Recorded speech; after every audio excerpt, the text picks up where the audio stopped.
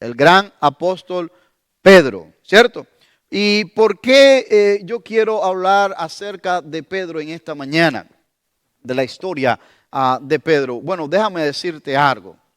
Porque la historia de Pedro puede ser tu historia y mi historia. La historia de Pedro puede ser su historia. Yo quisiera que le pongamos atención a esto, porque este mensaje tiene dos partes. La otra parte la vamos a hablar, abril 7, porque el próximo domingo es domingo de resurrección.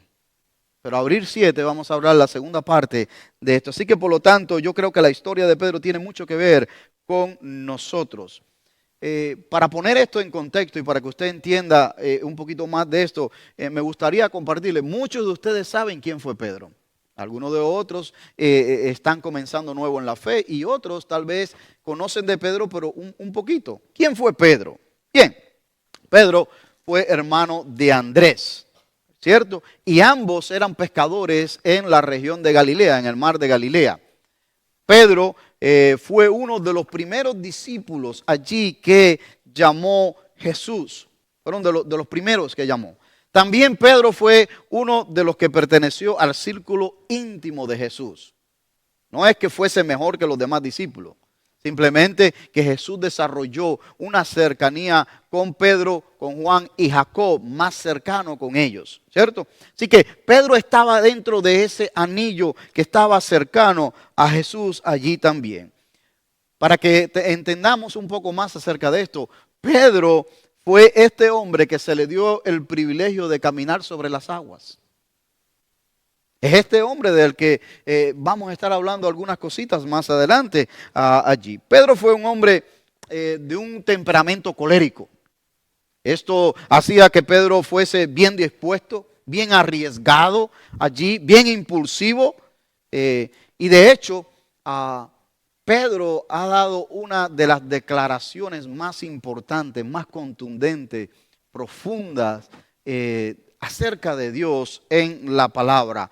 Cuando usted va a este mismo evangelio que nosotros tenemos delante de nosotros, Mateo, lo estamos ahora en el capítulo 26, pero si usted pasa unas cuantas, yo se lo voy a poner acá, pero si usted pasa unas páginas y va a Mateo 16, usted va a encontrar allí que estaba Jesús preguntando, ¿quién dicen los hombres que soy yo? Y cada uno dio una respuesta, ¿cierto?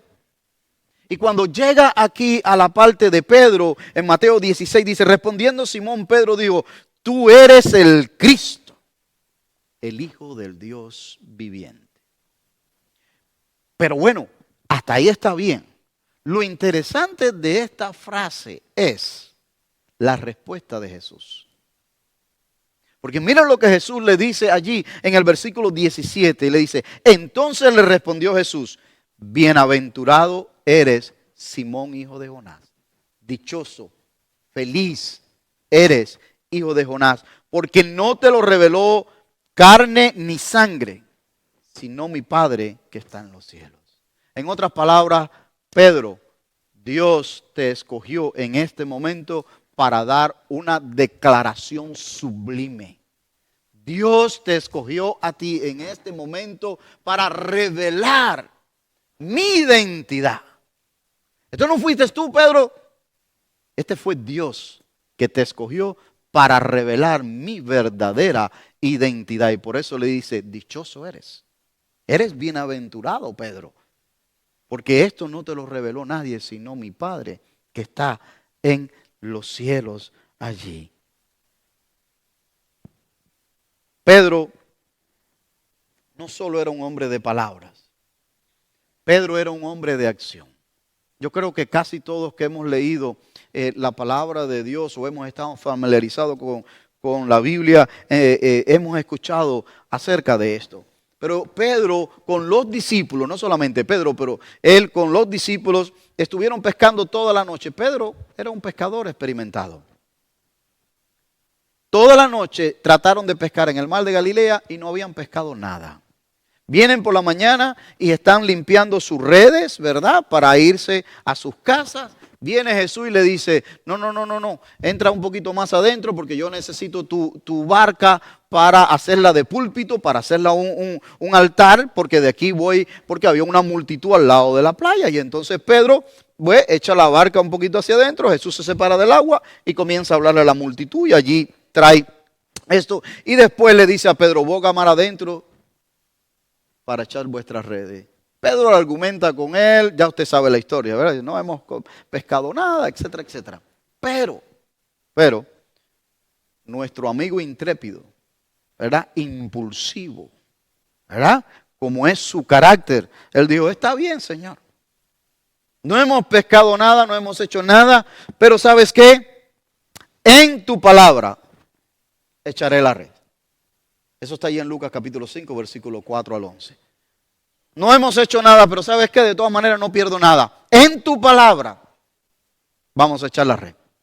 Y Dios le dio nuevamente a nuestro amigo Pedro el privilegio de hacer una pesca que no podían sacarla del agua porque las redes se rompían y no podían, no entraban en una sola barca. Ese es Pedro.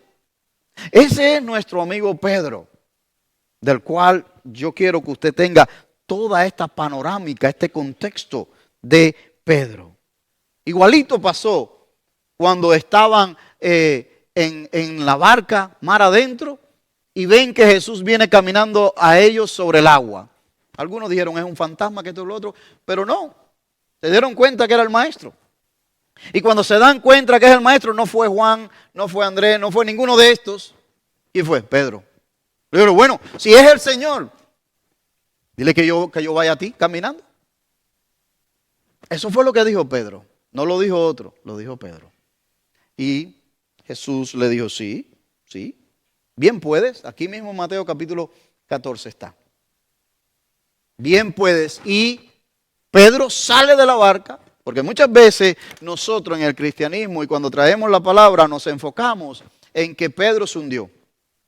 Y no es menos cierto que se hundió, ¿verdad? Dio unos pasitos y se hundió. Y también nos enfocamos en porque quitó la mirada de Jesús. Y también eso es verdad.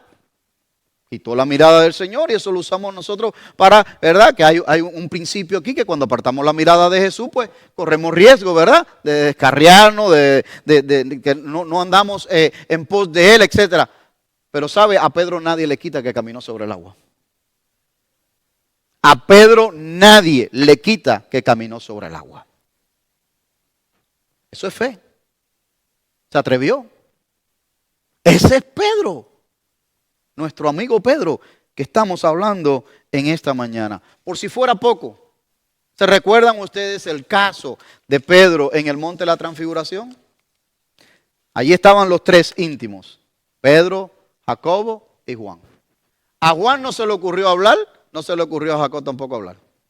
¿A quién se le ocurrió hablar? A Pedro. Echar a perder el momento aquel tan especial, tan sublime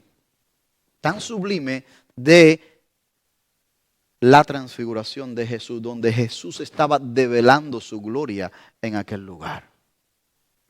Pedro se le ocurre hablar y quiere, Señor, que hagamos unas enramadas aquí, una para ti, otra para Moisés. Y allí mismo se acabó aquello. Fue Pedro, pero se le dio el privilegio de ver parte de la gloria de Dios, hermano. O sea, vemos por un lado lo negativo, pero por otro lado tenemos que ver la parte positiva. Que tuvo esta experiencia allí. Por si fuera poco, para irnos acercando ya a Getsemaní. En Getsemaní, esa noche donde Jesús está allí orando, ellos no pueden velar ni siquiera una hora. Y no podemos culpar a Pedro mucho por esto, porque muchos de nosotros, algunos no velamos ni siquiera 15 minutos. ¿Ok? Pero ellos no velaron ni una hora. Viene Jesús. Le dice, no, tranquilo, ya se acercó la hora, que esto, que lo otro. Vienen y van a prender a Jesús. ¿Quién fue el que sacó la espada y le cortó la oreja al siervo del sacerdote? Pedro. No la sacó ninguno de los otros discípulos que estaba allí. La sacó nuestro amigo y hermano Pedro, el gran apóstol Pedro allí, hermano. En Juan capítulo 18, 10. Porque Mateo no lo revela. Mateo no revela que fue Pedro, pero en Juan capítulo 18, versículo 10, Juan, que estaba allí, que era uno de los que estaba ahí, dice que fue Pedro, el que sacó la espada y le cortó la oreja. Yo creo que le tiró a la cabeza lo que el siervo esquivó. No, tiene sentido por la lógica. Tiene que haberle tirado así y Jesús pues hizo aquel milagro que nosotros encontramos allí. Asimismo, con todas estas experiencias vividas de nuestro hermano y amigo Pedro, arriesgado, impulsivo, dispuesto, colaborador, entregado, servicial, Jesús lo confrontó. Jesús lo confrontó. Y aquí mismo en Mateo capítulo 26, versículos 34 y 35, Jesús le dijo, de cierto te digo que esta noche, antes que el gallo cante, me vas a negar 3 veces. Entonces viene la respuesta típica de Pedro. ¿Sí o no? La respuesta típica de Pedro. Pedro le dice allí, aunque me sea necesario morir por ti, Jesús.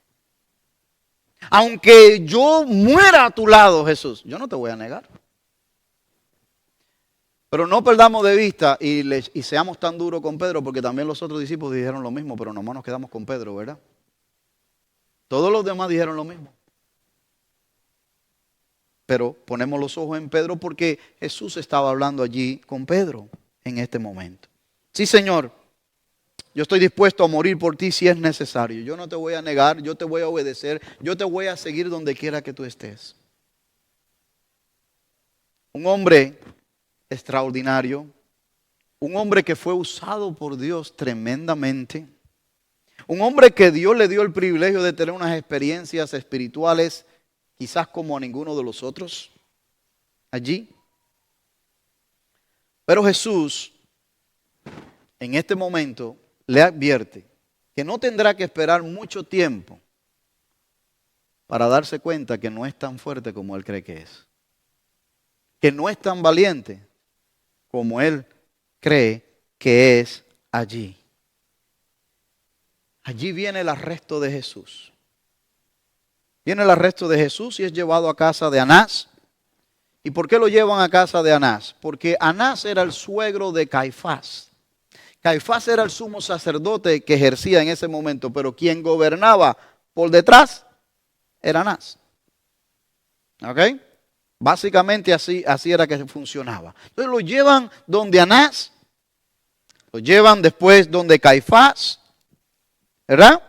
A un juicio que es llevado donde todo ya estaba arreglado. Lo llevan a un juicio para encontrar un veredicto que ya estaba resuelto también, porque ya el veredicto era lo que ellos querían.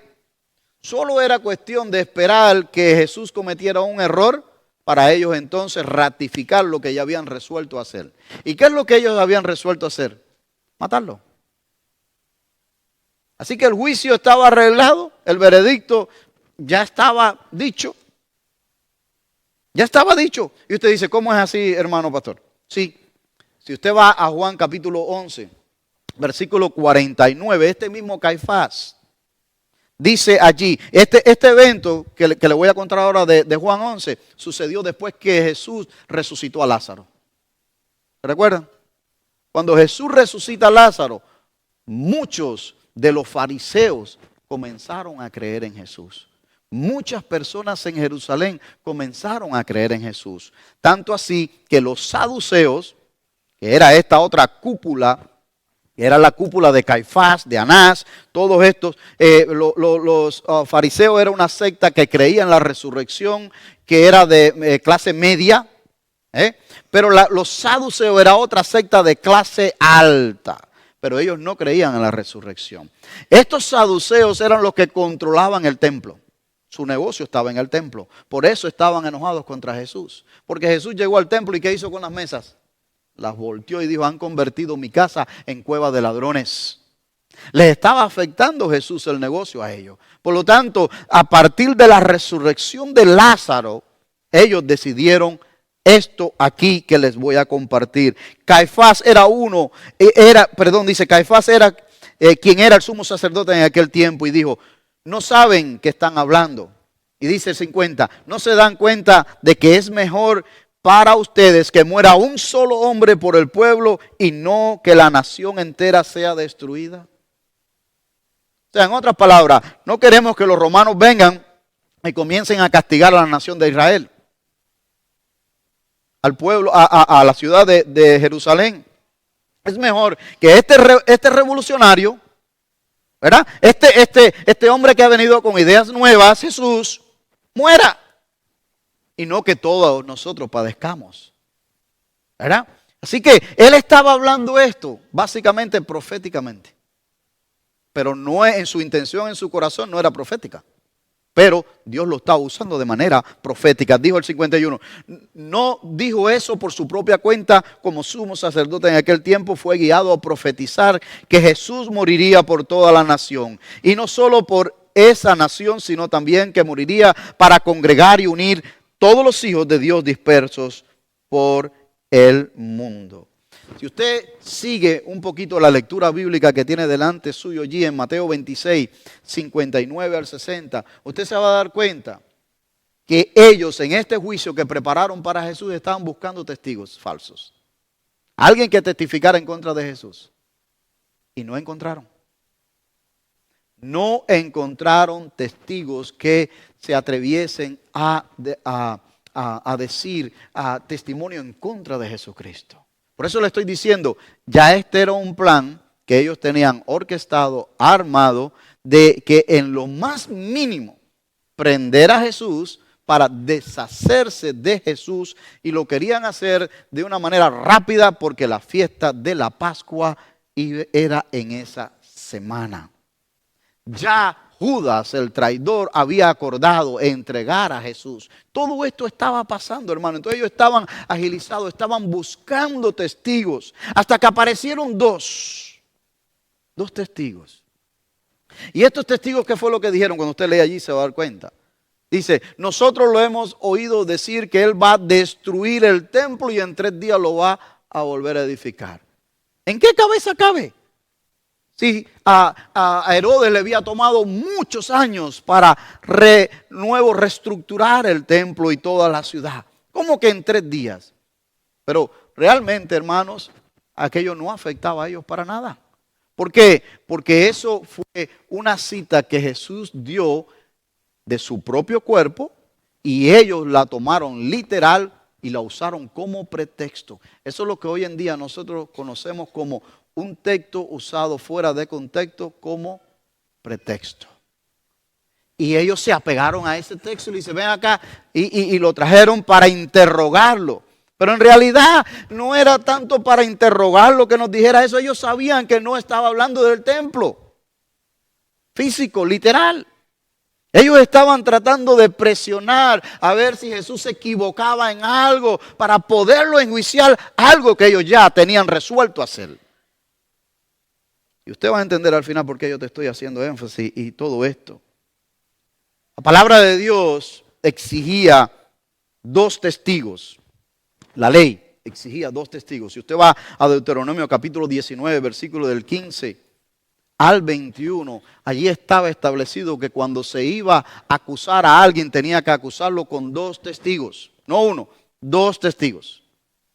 Pero ellos tenían los 2 testigos. Aunque estaba fuera de contexto, lo tenían allí. Pero también la palabra de Dios en la ley decía que había que honrar el espíritu de la ley y no acusar a un hermano falsamente. Y esto es lo que ellos estaban haciendo. Lo estaban acusando. Así que por un lado, fíjate, ¿usted logra ver la diferencia? Deja ver si se lo puedo poner un poco más sencillo. Por un lado estaban cumpliendo con la ley de la letra y en el mismo acto estaban violentando la ley del espíritu.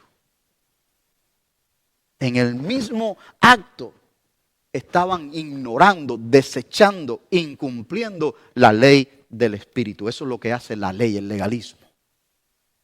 Es algo exterior. Pero aquí, no, mi querido hermano. Entonces, cuando Caifás vio que las acusaciones no eran lo suficiente buenas para que fuera él reo de muerte. O sea, lo estaban acusando y esa del templo pues no resultó en nada. No pudieron sacar de allí una acusación sólida para que diga, es reo de muerte. Entonces viene Caifás y le hace una pregunta. Pero la pregunta que le hace es bajo juramento. Y Jesucristo no iba a mentir. ¿O sí? ¿Verdad que no? Él no iba a mentir. Y viene y hace esta pregunta. Le dice, te conjuro por el Dios viviente que nos diga si tú eres el Cristo, el Hijo de Dios. Y Jesús le dijo, tú lo has dicho. Tú lo has dicho. Allí en Marcos capítulo 14, Marcos lo dice de una manera más contundente. Porque Marcos dice allí, ¿eres tú el Cristo, el Hijo del bendito? Y en el 62, y Jesús le dijo, yo soy. No había que preguntar nada más. Y eso fue exactamente lo que hizo el sumo sacerdote. El sumo sacerdote dijo, ya no hace falta ni testigos, ya aquí no hace... O sea, en otras palabras, ya lo tenemos. Olvidémonos de los testigos. Ya aquí no hace falta nada más porque ha blasfemado. Ha blasfemado, usted sabe la historia, rasgó sus vestidos, etcétera, ¿verdad? Y todo lo que allí pasó en el versículo 65 de Mateo 26. Dice, entonces el sumo sacerdote rasgó sus vestiduras diciendo, ha blasfemado. ¿Qué más necesidad tenemos de testigo? He aquí ahora mismo habéis oído su blasfemia. ¿Qué os parece? O sea, en otras palabras, ¿qué os parece lo que ya habíamos resuelto antes? ¿Qué os parece lo que ya habíamos decidido antes? Ahora ya ha confesado. ¿Qué os parece? ¿Y qué fue lo que dijo allí el grupo que estaba reunido? Dice allí, ellos respondieron, es reo de muerte.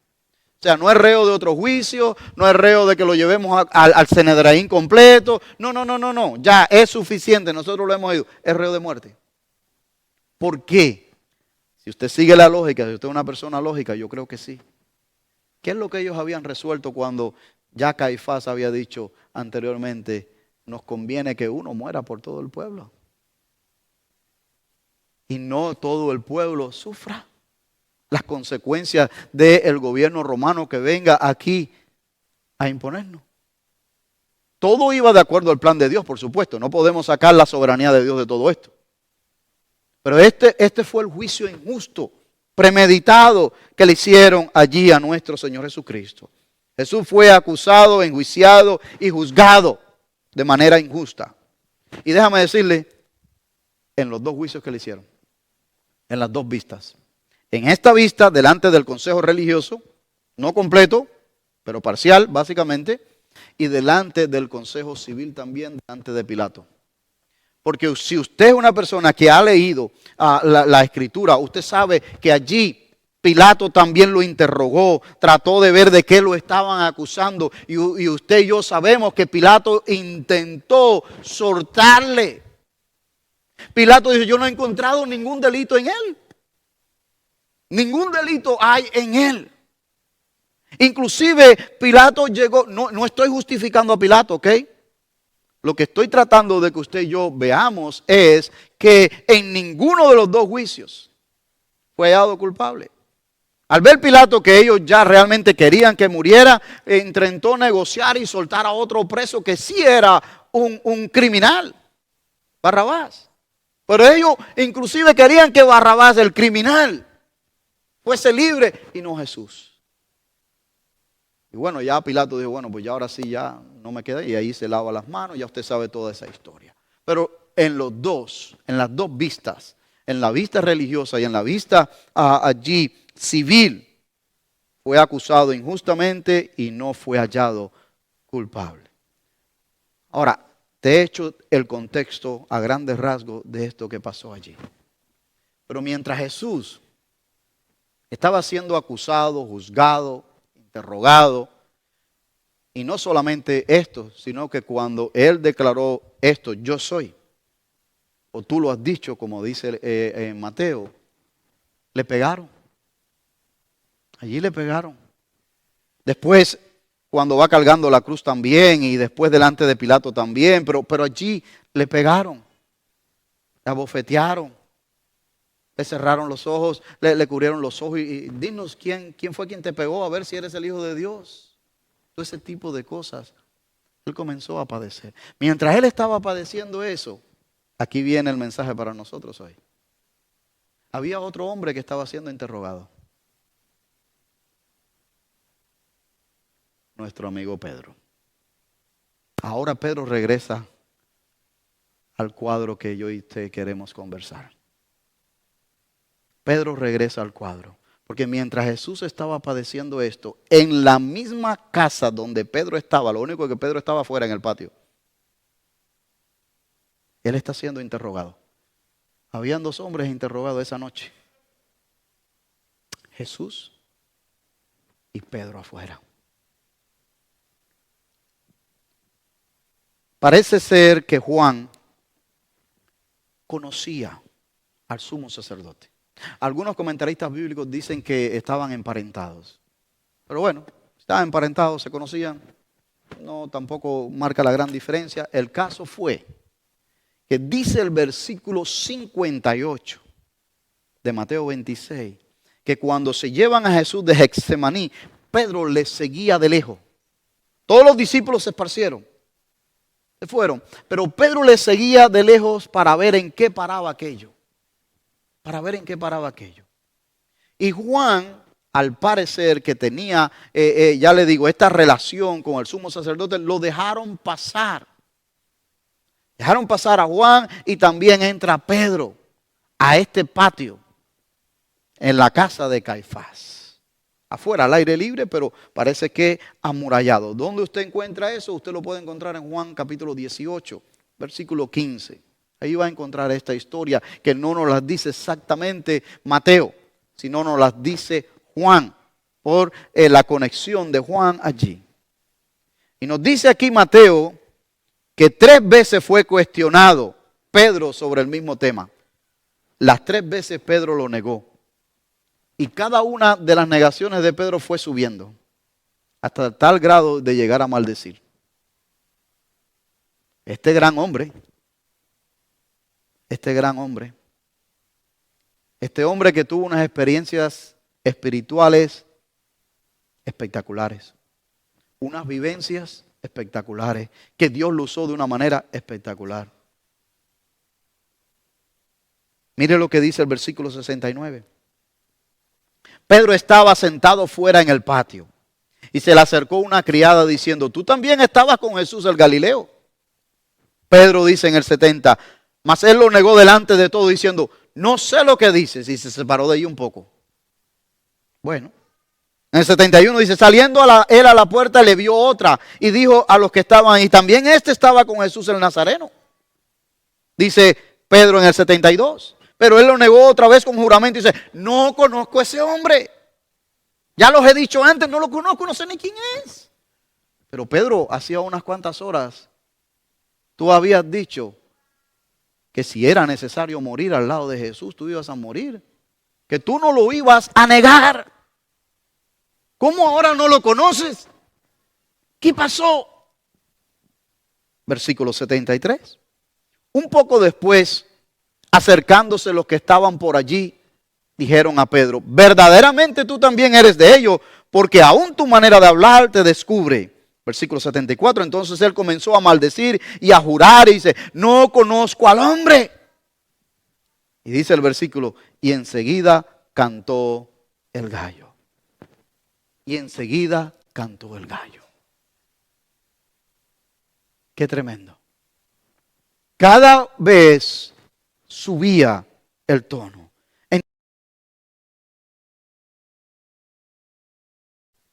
Entonces el gallo dictó sentencia. El gallo le dijo a Pedro, Pedro, eres débil. El gallo le dijo a Pedro, no eres tan fuerte como pensabas, Pedro. Estoy parafraseando esto. El gallo no dijo eso. El gallo solamente cantó. No, porque tengo que hacer la aclaración, o sea que el pastor dijo que el gallo habló. No. No, no. No, pero en la Biblia Dios usó un burro para hablar. ¿Ok? O sea, que sí. O sea, que Dios puede hacer que un animal hable. Eso no hay ningún problema. Pero no fue en este caso. Lo que estoy dando es una interpretación espiritual de una implicación que sucedió. Porque Jesús previamente le había dicho a Pedro, antes que el gallo cante me vas a negar 3 veces. Una vez que él lo negó 3 veces, inmediatamente el gallo cantó y Pedro se acordó de esto. Pedro se acordó realmente de esto allí, mis hermanos, porque dice allí el versículo 75 y último de lo que vimos hoy. Entonces Pedro se acordó de las palabras de Jesús que le había dicho, antes que cante el gallo me negarás 3 veces. Y saliendo fuera, lloró amargamente, hermano. Bueno, Pedro yo creo que aprendió algunas lecciones importantes durante esta difícil experiencia. Lecciones que tal vez nos puedan servir a nosotros. Porque esta historia, como historia, es interesante, sucedió realmente, pero si cómo nosotros la aplicamos a nosotros en este tiempo. Yo saqué algunas conclusiones aquí, que si a usted le gusta anotar, ahí puede llevar. Yo creo que Pedro aprendió a prestar atención a lo que el Señor habla. Pedro, antes que el gallo cante me vas a negar 3 veces. No, Señor. No, cuidado, no hables antes. Cuando Dios te dice algo, cuidado. No actuemos como Pedro. Meditemos, razonemos, oremos, busquemos su presencia. Yo sé que el temperamento de Pedro era así, pero nosotros hoy tenemos una ventaja con relación a Pedro. Y la ventaja se llama Dios el Espíritu Santo en nosotros, el cual debe controlar nuestro espíritu y nuestro cuerpo para no actuar como Pedro y no ser tan impulsivo y tan colérico y salir de una vez. Así que yo creo que una de las lecciones que nosotros podemos llevarnos a casa hoy de esta historia, por eso fue que yo le puse por nombre, yo estaba buscando qué nombre, qué título le podemos dar. Yo puse Pedro, un punto suspensivo porque ahí entra la vida de Pedro, ¿verdad? Antes y después, usado por el Señor, coma, y yo. ¿Y yo qué? Tal vez yo puedo negar a Pedro, yo puedo negar a Jesús también. ¿Y yo qué, Señor? Algo para meditar. Hermano, una cosa que usted puede estar seguro. Dios siempre está hablando. Dios siempre está hablando y de muchas maneras. De muchas maneras. Yo no tengo que mencionarte todas las maneras en que Dios habla, porque usted y yo las sabemos. Pero Él habla directamente a tu vida, por las circunstancias, por la naturaleza, por la palabra de Dios a través de otras personas. Dios siempre, siempre habla, mis hermanos. ¿Qué hacemos nosotros con lo que Él nos habla? Eso depende de nosotros. Segundo aprendizaje creo yo, de Pedro, hay que aprender a velar y a orar. Cuando Jesús le pidió a Pedro, a Juan y a Jacobo, que fueron los más cercanos que estaban allí, no pudieron orar 1 hora. Cuando Jesús regresa, los encuentra dormidos. Les dice, ayúdenme, velar y orar. ¿Para qué? Para que no entréis en ¿qué? En tentación. Para que no entres en tentación de hacer algo que no debes. Para que no entres en tentación de negarme. Pero ellos no aguantaron. Y se volvieron a dormir. Estaban agotados, estaban cansados. Yo entiendo eso. Se volvieron a dormir allí. Es importante, hermano, es importante que nosotros aprendamos a escuchar, a meditar en lo que escuchamos. Si Dios te ha estado hablando, si Dios te ha estado diciendo algo, es importante que nosotros lo meditemos. Y tercero, Pedro aprendió a no confiar en su propia fuerza. Debemos de aprender a no confiar en nuestras propias fuerzas. Pedro dijo, no, aunque todos ellos te nieguen, yo no te voy a negar. Pedro, tú no eres mejor que todos los demás discípulos. Tú eres igual que los demás discípulos, Pedro. Yo no soy un superhéroe en la fe. Yo necesito a mi Señor todos los días para poder seguir adelante. Porque por mi fuerza hace rato hubiera tirado la toalla. Por mi fuerza, por mi voluntad. Pero es por su gracia, su misericordia, por agradarlo a Él, por mantenerme firme en el llamado que ha puesto en mi vida, por mi relación con Él. Por mi relación con Él. Hermano, yo pienso que cuando Pedro afirmó tenazmente, enfáticamente, que jamás negaría a su Señor, yo considero que Pedro estaba siendo sincero. Con su temperamento impulsivo, así como él era y todo, pero él estaba siendo sincero, hermano. No sé, es mi pensar. Pero cuando el gallo cantó, se acordó de las palabras de Jesús. Y ese llanto que expresa aquí Mateo y que también nos lo expresa en los otros evangelios, donde dice que lloró amargamente, nos dice a nosotros que le dolió en el alma, en las entrañas, le dolió aquello, porque había traicionado a su maestro, a su Señor, aquel que había sido tan bueno con él, aquel que lo había guiado, que lo había alertado, que le había hablado. Él lo negó. Aquello le dolió, le dio un pesar tan grande en su corazón. Pedro, yo creo que Pedro no conocía, al igual que nosotros, la depravación y la gran maldad que hay en nuestro corazón, profunda ya. O sea, Pedro en su carácter natural dice, no, yo no te voy a negar, yo te amo, Señor, yo voy a seguir contigo. Pero Dios no estaba viendo esa parte nada más. Dios estaba viendo allá en lo profundo del corazón. Allá donde a veces ni el propio Pedro miraba bien y donde usted y yo ni miramos ni rebuscamos bien allá adentro. Pedro, Jesús le dijo, sí, yo sé que tú estás diciendo eso, pero dame unas horas. Cuando llegue el momento tú te vas a dar cuenta que no es así, Pedro. La palabra de Dios nos dice a nosotros en Jeremías capítulo 17:9, engañoso es el corazón más que todas las cosas y perverso.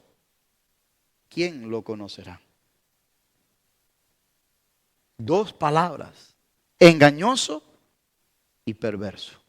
Dos palabritas que usted puede underscore allí en su Biblia.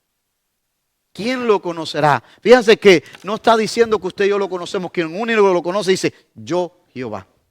Él es el que lo conoce. Por eso Jesús fue capaz de decirle a Pedro, me vas a negar. Pedro a lo mejor tenía un deseo sincero en su corazón de que no lo iba a hacer. Pero el que conoce verdaderamente el corazón, le dijo, sí lo vas a hacer. Sí lo vas a hacer. Yo Jehová que escudriño la mente, que pruebo el corazón para dar a cada uno según su camino y según el fruto de sus obras. Hermano, esta historia de Pedro nos dice varias cosas. Primero, que el juicio apresurado, arreglado, presionado a Jesús muestra hasta dónde es capaz la maldad del ser humano cuando quiere conseguir algo. Ese juicio que le hicieron a Jesús, ese deseo de quitarlo del medio, ese deseo de acabar con él ya y salirnos de él, todo el intento de buscar testigos, el intento de buscar usar este texto fuera de las palabras que ellos habían dicho fuera del contexto, el ponerlo bajo juramento para que se sintiera Jesús ya obligado, si es Dios realmente, a no mentir y decir todo esto. Esto lo que nos habla es de la maldad del corazón del ser humano cuando quiere conseguir algo. Y segundo, la negación de Pedro habla que ni aún nosotros mismos conocemos bien nuestro corazón y de lo que podemos hacer. Debemos de pedirle al Señor, examina nuestro corazón, Señor. Ve si hay maldad en él alguna allá adentro, Señor. Límpiame de mi maldad, aún de aquellas que me son ocultas, aún de aquellas que tal vez yo, consciente o inconscientemente, he querido olvidar y están ahí. Señor, arráncalas. Yo sé que tú me has perdonado, pero ayúdame a vivir en esa libertad. No dejes que eso nunca salga allí. ¿Por qué la historia de Pedro puede ser la nuestra? Bueno, la historia de Pedro me recuerda cuán pecador somos. ¿Sí? La historia de Pedro demuestra que yo necesito un Salvador también. No solo que soy pecador, sino que necesito un Salvador. La historia de Pedro me recuerda que yo necesito ayuda sobrenatural porque por mis propias fuerzas yo no me puedo mantener fiel a Él. Porque puedo claudicar.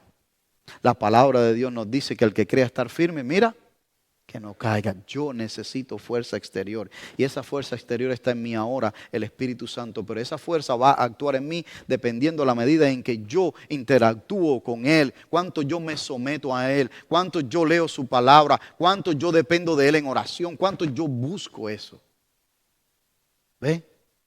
La historia de Pedro me recuerda que nunca debemos de negar a Cristo directa o indirectamente. Es mi oración que usted pueda estar acá abril 7. Que usted pueda estar acá abril 7 porque la historia de Pedro no termina ahí.